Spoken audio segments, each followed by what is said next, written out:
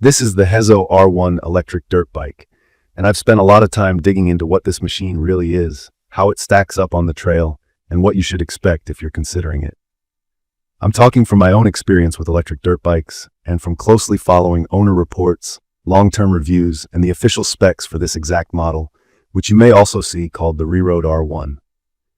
I'll keep it straight, clear, and focused on what matters when you actually ride and maintain a bike like this.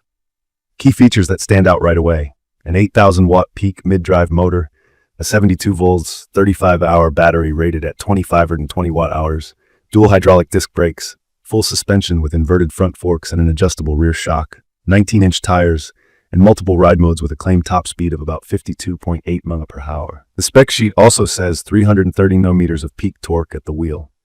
In plain language, torque is the twisting force that gets the bike moving and keeps it climbing when the terrain points up. A mid-drive motor sits in the frame and drives the chain, which helps centralize weight and keep the wheels lighter for better suspension response and handling. From my experience, the power delivery on bikes in this class is what hooks you.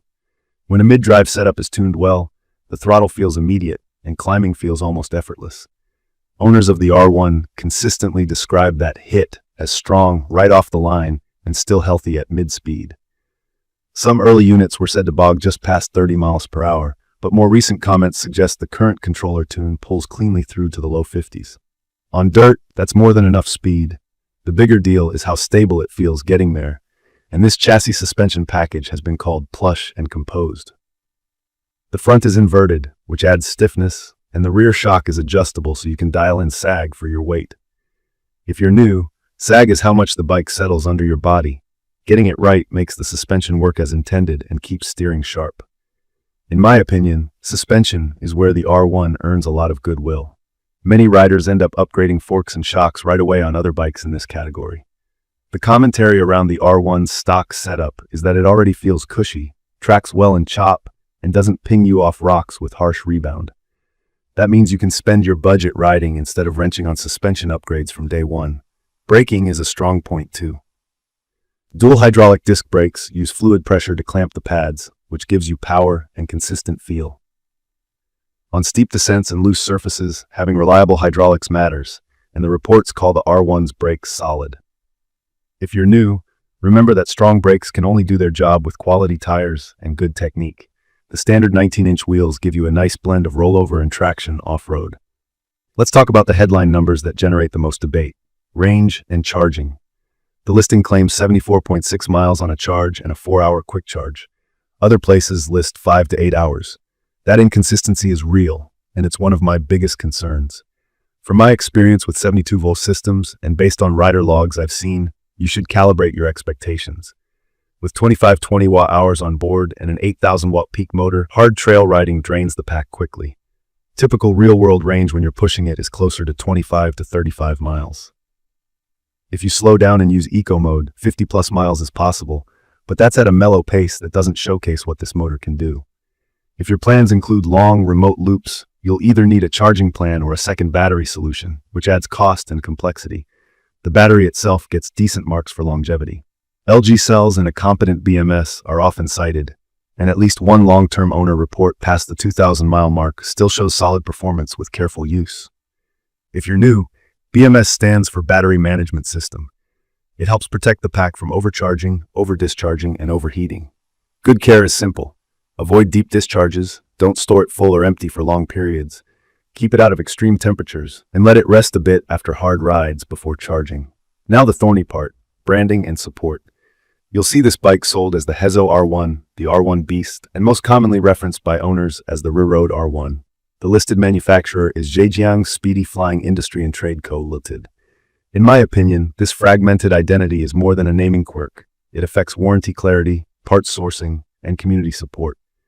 The product page says a 2-year limited warranty, and that's great, but anytime you have multiple names on one platform, buyers will wonder who actually handles claims and how quickly parts arrive. I also noticed inconsistent specs and even odd typos in listings. That might seem small, but it doesn't help trust when you're considering a machine that you'll potentially ride hard and rely on. Parts and upgrades are another gray area. I've seen people say it shares some DNA with Sur-Ron or Teleria, but others say key dimensions and mounts differ. From my experience, owning an electric dirt bike is easier when there's a mature aftermarket. It's not just about customization. It's about being able to find a lever, rotor, or linkage quickly. The R1 doesn't yet have the same ecosystem, which means you might wait longer for certain spares or do some DIY fitment. If you're the type who likes to tinker, that may be fine. If you want plug-and-play parts with tons of options, this is a factor. Ergonomics and comfort are better than I expected. The seat gets called out as surprisingly comfortable for hour-long sessions, and the cockpit adjustability helps riders of different sizes find a neutral stance. For new riders, that neutral stance means elbows up, weight slightly forward, and the controls where your wrists don't kink. All of that matters when you're standing over rough ground and need a bike that moves with you, not against you. The frame is forged or heavily reinforced aluminum, which keeps weight reasonable while staying stiff. The Amazon listing shows 152 pounds for item weight. That puts it in the middle of the lightweight e-moto group. On the trail, a low center of gravity from the frame-integrated battery helps the bike feel more nimble than the number suggests. Noise and feel are very approachable. Mid-drives make a whir, not a roar. You can hear your tires and the ground, which helps with line choice. The LCD is clear, ride modes are easy to switch, and the bike gives you enough data to manage your ride without a bunch of fuss. Simple stuff like a good mudguard is included, and it's nice not to buy that separately. It's perfect for riders who want big power out of the box without spending half the bike's price on immediate upgrades. Short, fast sessions on local trails or a private track are where it shines. I'd recommend this for someone who values a plush stock suspension, strong brakes, and that instant electric torque, and who is comfortable with the trade-offs. Modest real-world range when ridden hard, a less established parts ecosystem, and branding that can make support less straightforward. From my experience, the best way to decide is to map your actual use. If your rides are 10 to 20 miles of aggressive single-track or open two-track with a truck nearby, the R1's strengths line up nicely. If you're planning 40-mile backcountry loops with no charging and no bailout, you'll need to ride slow and eco or look at platforms with bigger packs or swappable batteries and broader community support. Charging depends on the charger spec you receive. Some listings claim 4 hours, others mention 5 to 8. Faster chargers push more current, which shortens wait time, but can add heat and stress if used carelessly. A good practice is to alternate fast and normal charges when you can, and don't hammer the pack hot off the charger. A quick note on legality and safety. Check local rules on where an electric motorcycle of this power can be ridden. Wear real armor, full-face helmet, gloves, boots, knee and elbow protection, and a chest back protector. Powerful bikes make it easy to get in over your head, and quality gear is cheaper than a hospital bill.